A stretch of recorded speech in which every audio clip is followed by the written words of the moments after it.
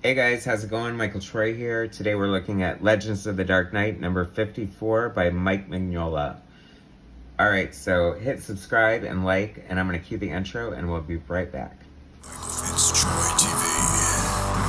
Comic book art critiques. Snark pizza and sarcastic ways. Levels and geeky gaze. Aliens comics rule the day. Hurry up and turn that page. MichaelFitzTroy. Alright guys, so how cool is this? We're already in love with this Mike Mignola cover. I'm going to be doing a lot of Batman because my sister just sent me a bunch of comics from my dad's attic for my collection, and apparently it was the B box because there's a lot of Batman in there. But I was very happy to see this in with the collection. Batman Legends of the Dark Knight, number 54 by Dan RASPLER and Mike Mignola. Very cool. Legends of the Dark Knight was an amazing series. It was like a Batman spin-off book, and it was rotating creative teams, usually like pretty high caliber talent. They would do, finite stories rather, mostly like multiple part stories, but every once in a while they throw in single story, self-contained issues, and this is one of those. Sanctum by Mike Mignola and Dan RASPLER. It's a story by Dan RASPLER and Mike Mignola. Dan RASPLER was like a big editor at DC. He also did a lot of writing too, but I feel like I primarily remember him as an editor. But I think it's funny because Mike Mignola, one of his big breakout books was Batman Gotham by Gaslight. And of course, we all know and love him from Hellboy. But he started out on superhero comics. I remember his Rocket Raccoon miniseries. He did Hulk. He did Alpha Flight. And of course, superheroes aren't really his favorite thing to draw. So it was cool when he was doing Batman. Batman is one of those unusual characters, in my opinion. Like, he easily floats from like superhero to he's just as much fun to watch, alongside the other heroes in the Super Friends as he is in his own, solo grim and gritty adventures. So he definitely is a great character for Mike Mignola. Just a great character in general, of course. That's another great thing about this Batman Legends of the Dark Knight. It's always so great to see. Doesn't every creator have at least one great Batman story in it? So this is their chance to show it off.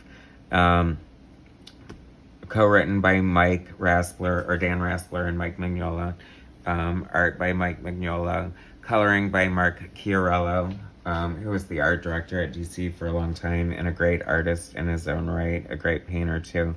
So it's very cool that, Mike Mignola is one of those artists that people just love, and he's kind of like an artist, very respected amongst his peers. So I'm sure Mark Chiarello jumped at the chance to color this. And I feel like he sort of invented the palette for Mike Mignola, because it's definitely, nothing's like over-rendered, and it's like these specific sort of muted tones that I love that just go so well.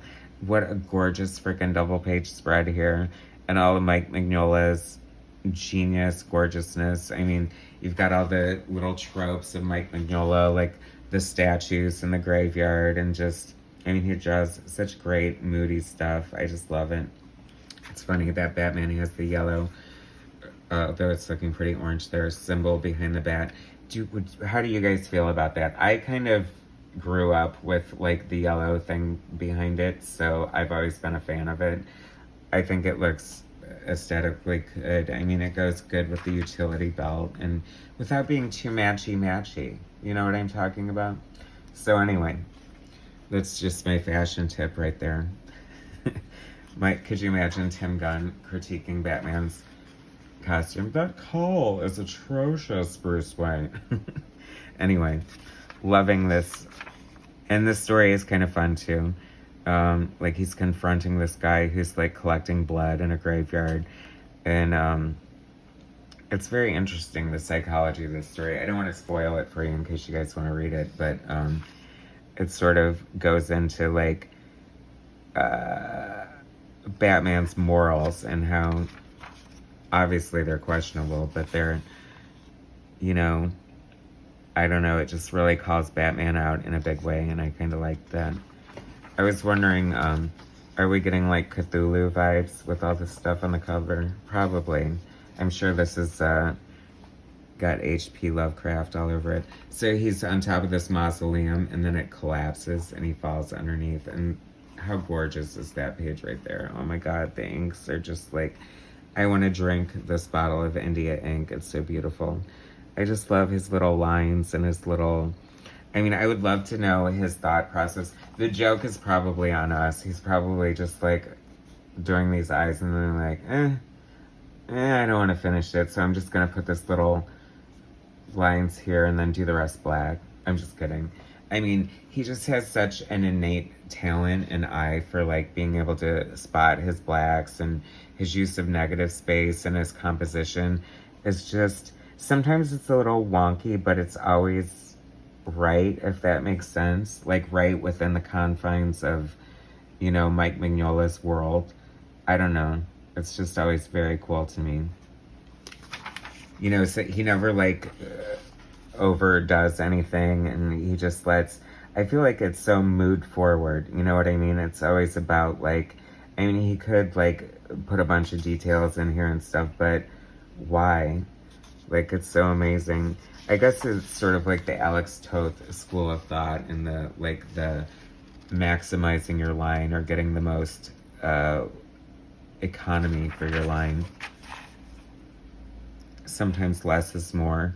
I mean, I'm all for any kind of art. I do kind of appreciate that, you know, sort of mentality of like trying to get the most out of your art without like putting in on any like unnecessary ancillary lines or anything like that. But then sometimes it's fun to just, when an artist just goes nuts and does like a Todd McFarlane or a Stephen Platt or a George Perez and just puts in like, you know, 500 extra lines just because they can. I just love all of Mike Mignola's stuff. Like I said, he just draws such great statues and buildings and just evokes such mood. And like this coloring is great. The story is actually really cool too. And just so moody. Man, that would be so cool if they could do like a Batman animated movie in like the perfect Mike Mignola style. They must have done a cartoon of Gotham by Gaslight, but I don't think I've seen it. I know sometimes they try to match the artist style in those, but it's not always easy, obviously. I feel like technology will get there one day. I mean, you know, wouldn't it be so cool to have like a Killing Joke movie in exactly Brian Bolland's style with all the little lines and stuff? I can't even imagine what that would look like, but I have to believe it would be cool. I mean, come on. This is like quintessential Mike Mignola there, like the perfect silhouettes and just the striking. See, it's like, I'm so glad that, you know, like I would hate to see Mike Mignola like colored like in an over-rendered sort of like, you know, overly shaded sort of like 3D rendering. That would be horrifying. So this is like the perfect art style for him. I think Dave Stewart colors his stuff on Hellboy, who is also a great colorist for him, and in general. But this is just beautiful. Mike Mignola, Mark Chiarello, great art combo. Such a beautiful book. And his skeletons, of course, are amazing. Everything by Mike Mignola is amazing. I love his art. Just so beautiful. Legends of the Dark Knight. Definitely a book worth checking out. Especially fun, I feel like, are these sort of one-shots that just creep up here and there by some of the best artists in the industry. Story and art, story and pictures, Mike Mignola. Story and words, Dan RASPLER. Lettering, Willie Schubert. Coloring, Mark Chiarello. Editing, Archie Goodwin and Bill Kaplan. So that's that, guys. Although I do want to show you one other thing. This gorgeous Travis Sherray cover for Outsiders. 2 #1 issues, Alpha and Omega. I wish it was the one with the girls on the cover, but I'll take Geoforce. I think this was illustrated, the series. I was disappointed when it came out and the interiors were not by Travis Sherray, but they were by Paul Pelletier. They're all French, apparently. But anyway, it was fun. I love the Outsiders, and it's a cool piece of early Travis Sherray art when he was still more in the Jim Lee sort of mode. But anyway, that was Dark Knight. Batman Legends of the Dark Knight, number 54 by Mike Mignola, Sanctum. A very cool standalone issue. Definitely, if you're a Mike Mignola fan, find this. If you don't have it, read it. It's awesome. Beautiful art. Great story. I highly recommend it. Thanks so much for watching, guys.